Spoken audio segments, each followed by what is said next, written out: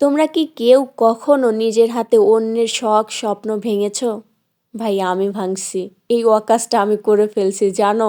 নিজের হাতে হয়তো বা অন্য কোনো ব্যক্তির অনেক শখের জিনিস এটা আমি ভেঙে চুরে একদম দুমড়ে মুচড়ে দিছি শক্ত করে। দেখো ভাঙার পরে ভাই আমার হাত কাঁপতেছিল যে আল্লাহ আমি এটা কি করলাম? কিন্তু এই কাজটা আমি শখ করেই করছি।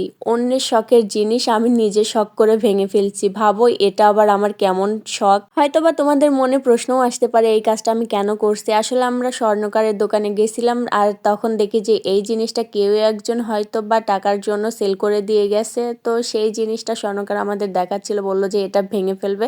তার আগে বললাম যে আচ্ছা তাইলে এই জিনিসটা আমি হাতে নিয়ে ভাঙি। হ্যাঁ বললো যে আচ্ছা ঠিক আছে ভাঙেন যখন শখ করছেন। আর দেখো আমি একদম দুমড়ে মুচড়ে ভেঙে ফেলছি। ভেঙে ফেলার পরে আমার কেমন যে লাগতেছিল, মনে হচ্ছিল কোনো একজন ব্যক্তির শখের জিনিস এটা।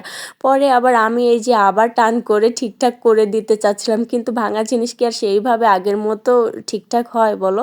হয় না তো। তো কি আর করার, কারো শখের জিনিসটা আমি এভাবে ভেঙে ফেলছি। এখন স্বর্ণকাররা এটা সুন্দর করে পুরায় একদম খাঁটি করে এই সোনাটাকে আবার নতুন রূপে ডিজাইন করবে।